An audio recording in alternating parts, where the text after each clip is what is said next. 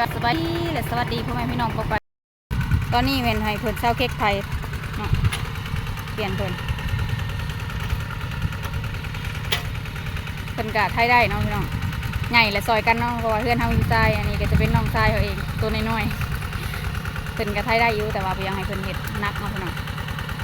อันนี้น้อยขอซื้อเลย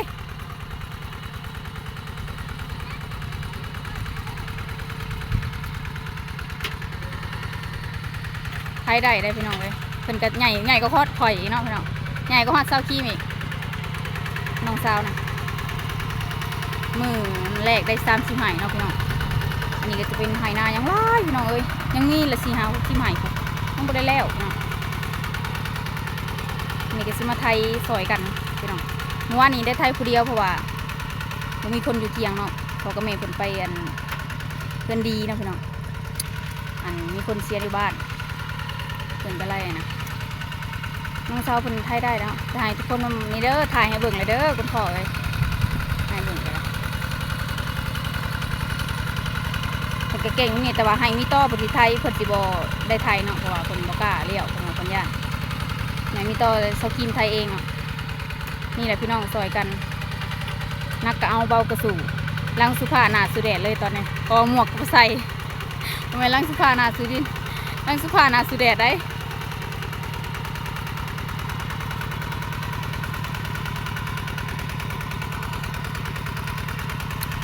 ถามให้ทุกคนมาสอบมาชมกันเนาะมูมาเศร้านี่อันนี้ฮักกับซิมาไทยเนาะเพราะว่ามาเศร้านี่ได้ไปไทยปลูกถั่วให้แม่เนาะมันแหละตอนนั้นแม่ปลูกถั่วอยู่พี่น้องเอ้ยเฮ็ดหน้าก็ต้องปลูกถั่วพี่น้องเพราะว่าพ่อได้ไปตลาดไปเศร้าน้ำผึ้งนะพอมีเก็บอย่างหน่อยก็ได้เนาะพี่น้องเดี๋ยวจะเป็นกบงัวเนาะจะเป็นเดินนาอันทางนี้จะเป็นนาทางนี้ก็แม่นาเนาะพี่น้องทางเบื้องนั้นแม่นไทยแล้วเนาะที่มาแต่ไทยเนาะพอกับเป็นไทยแล้วก็น้องสาวกับน้องชายเนาะไทยฝั่งไทยปกติไทยน้ำสี2 คันน้ำเนาะมันนี่แบบว่าแดดแห้งพี่น้องเอ้ยแดดรีโลฮะเลยให้ทุกคนมาส้มเบิ่งซ้ำนี่แหละเพิ่นที่ไทยแคมบ่ค่อยเป็นเพิ่นว่าไทยกลางได้อยู่นะจะเป็นน้องชายเกือบกับใส่น้องชายก่อนหน้าก็ใหญ่เนาะอันผู้นี้16 ปีแล้วเนาะอันผู้นี้10 ปี11 ปี10 ปี11 ปีแล้วข่อยก็ย่างเขา21แล้วเนาะทุกคนเข้าข้างบ้านแล้วเพิ่นว่า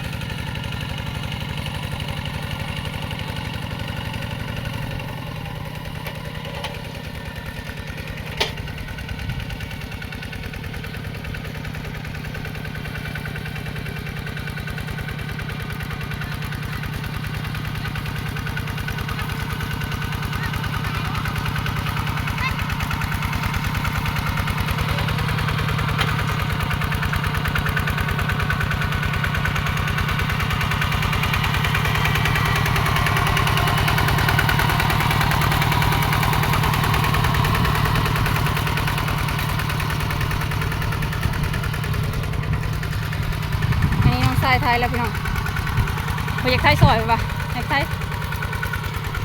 เดี๋ยวให้จบคลิปเพียงเท่านี้เนาะพี่น้องมันแดด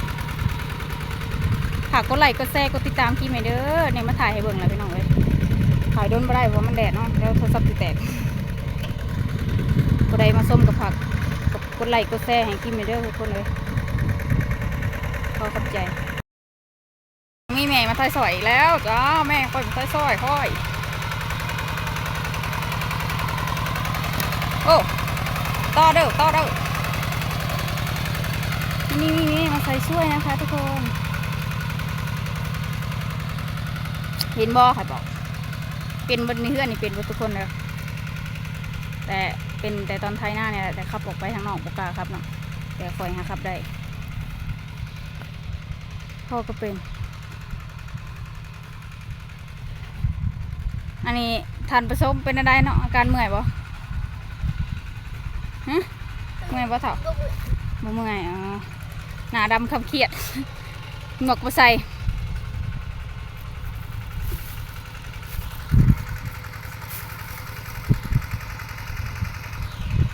หายาวดูพี่น้อง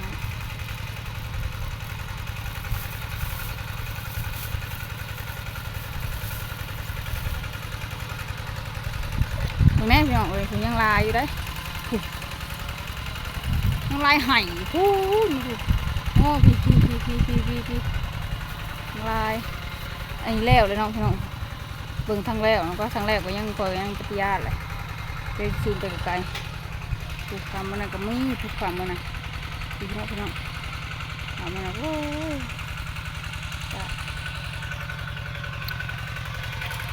อันนี้ผมลองมาไทยซอยพี่คอยน้องมันแล้วไว้ผมว่า